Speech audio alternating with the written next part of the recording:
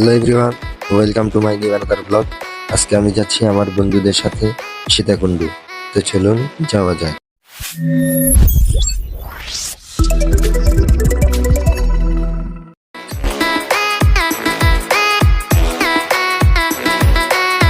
তো প্রথমে আমরা চলে আসলাম ফেনী মহিপাল এসে সকালবেলা নাস্তা করে নিলাম। তো তারপর নাস্তা করে সেখান থেকে রওনা হয়ে গেলাম সীতাকুণ্ড ইকো পার্কের উদ্দেশ্যে। যেতে যেতে পাহাড়ের সবুজ শ্যামল দৃশ্য দেখতে থাকলাম।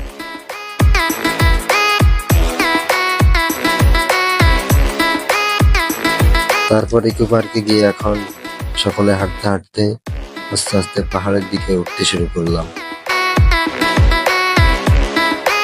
পাহাড়ের উপরে উঠে ঝর্ণায় নামার আগে সকলে কয়েকটা ছবি তুলে নিলাম।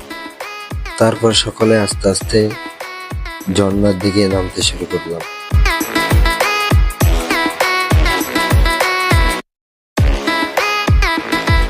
তারপর ঝর্ণায় নেমে সকলে কয়েকটা ছবি তুলে নিলাম।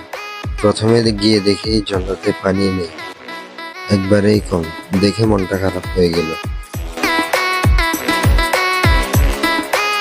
কিন্তু যাক আলহামদুলিল্লাহ, কিছুক্ষণ পরেই ঝর্ণার পানি অনেক বেড়ে গেল।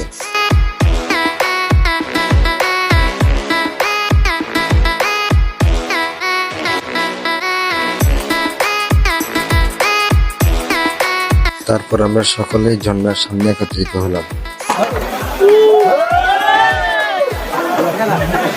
তারপর সকলে সেখানে কয়েকটা ছবি তুললাম। তারপর ছবি টবি তুলে সেখান থেকে সকলে বের হয়ে গেলাম।